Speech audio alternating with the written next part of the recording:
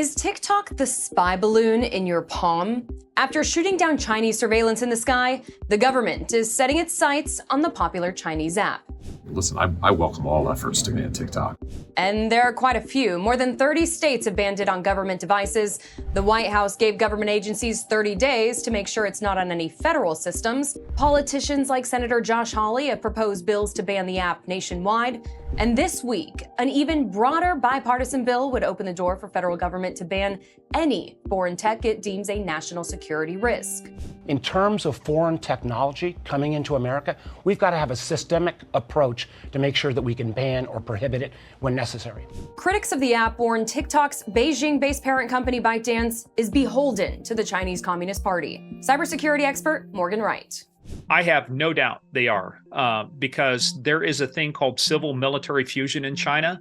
Anything that's developed, information that is in the hands of Chinese company, they are required to share that information upon demand with China. Fears ramped up with a 2016 law that declared any Chinese company or citizen must support, assist, and cooperate with Chinese intelligence. ByteDance tried to convince U.S. lawmakers there was a firewall between China and U.S. data. The Chinese staff could not access non-Chinese users. But that fell apart when ByteDance fired China-based employees for tracking the TikTok data of U.S. journalists. In response, and due to U.S. government pressure, ByteDance has poured $1.5 billion into Project Texas to store U.S. user data with American company Oracle. They are bending over backwards. I think they're doing actually too much. They're literally spending $1 billion to create some massive data localization initiative in which they essentially are forcing them to use Oracle as their data storage.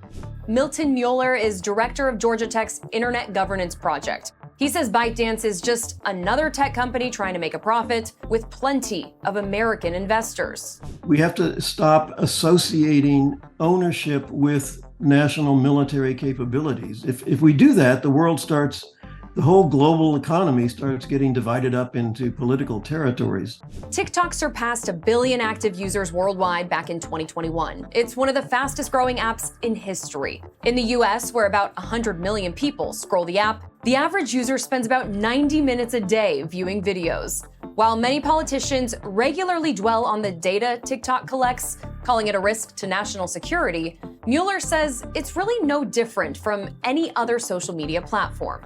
I've asked this for the last 2 years. I said, give me a plausible scenario by which somebody uses TikTok data to undermine the security of the US.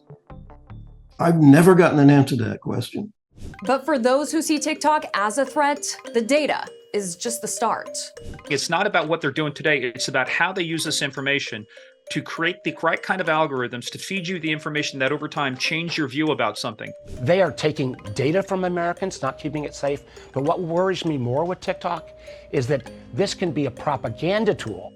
But cutting off Americans from the Chinese tech, as some legislation proposes, it's a non-starter and unconstitutional, according to groups like the ACLU. They told Congress an outright ban would limit Americans' political discussion, artistic expression, free exchange of ideas, and even prevent people from posting cute animal videos and memes. And that's something people from both perspectives have agreed on. I think a ban on the app nationwide would be unconstitutional. I think it would be very easy to challenge that on First Amendment grounds, and that would not survive the test. Google and Apple, if they said, hey, TikTok, you're gone, that's probably the more realistic, but I don't know how probable solution it is to the thing. I don't think the government is going to get to that point where they can actually ban it outright in the US, at least for the foreseeable future. There's no timeline yet for when legislation may face a vote in the full House or Senate. I'm Simone Del Rosario, and in New York, it's just business. At Straight Arrow News, we don't care if you're liberal, conservative, or independent, because you deserve the facts and the unbiased truth. So join us in our mission at straightarrownews.com.